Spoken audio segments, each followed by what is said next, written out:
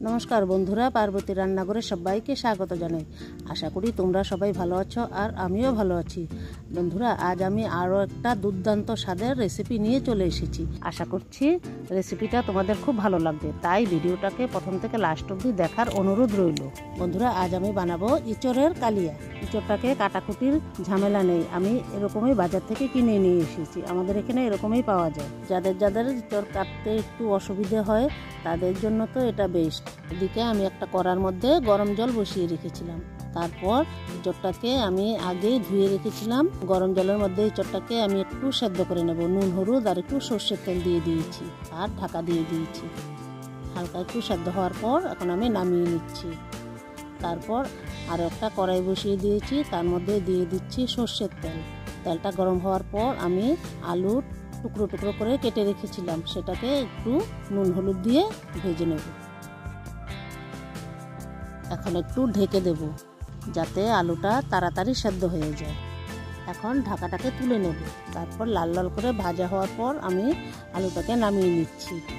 তারপর আমি একটা পেস্ট বানিয়ে নেব।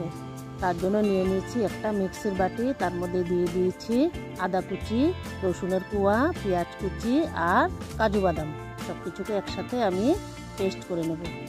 এখন সেই আলু ভাজা তেলের মধ্যেই আমি ফোড়নে দিয়ে দিচ্ছি গোটা জিরে, শুকনো লঙ্কা, তেজপাতা, দারচিনি আর এলাচ। ফোড়নটা একটু লাল হয়ে যাওয়ার পর আমি পেস্টটা দিয়ে দিচ্ছি। কাজু বাদাম, পেঁয়াজ, রসুন, আদার পেস্টটা যে বানিয়েছিলাম সেটাকে আমি তেলের মধ্যে দিয়ে দিয়েছি। এখন ভালো করে নেড়ে চেড়ে ভেজে নেব। তারপর দিয়ে দেব কিছু গুঁড়ো মশলা। প্রথমে হলুদ গুঁড়ো, লঙ্কা গুঁড়ো, কাশ্মীরি লঙ্কা গুঁড়ো, জিরে গুঁড়ো, ধনে গুঁড়ো আর নুন দিয়ে আমি ভালো করে নেড়ে চেড়ে মশলাটাকে কষিয়ে নেব যত সময় তেল ছেড়ে না আসে।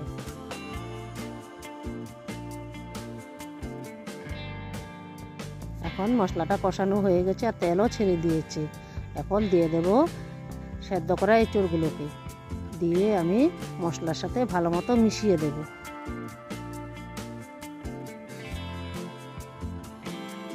এভাবে এঁচড়গুলোকে আমি মশলার সাথে আরও কিছু সময় কষিয়ে নেব। এখন দিয়ে দিচ্ছি ফেটানো টক দই। টক দইটাকেও আমি এঁচড়ের সাথে মিশিয়ে দেবো নেড়ে চেড়ে। এভাবে আমি আরও কিছুক্ষণ রান্না করে নেব।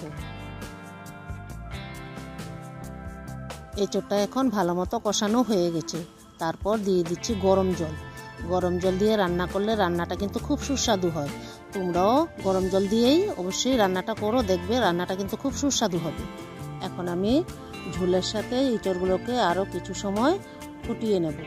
তারপর দিয়ে দিচ্ছি একটু চিনি আর দিয়ে দিলাম ভেজে রাখা আলুটা। এখন আমি নেড়ে চেড়ে ঝোলের সাথে মিশিয়ে দিচ্ছি।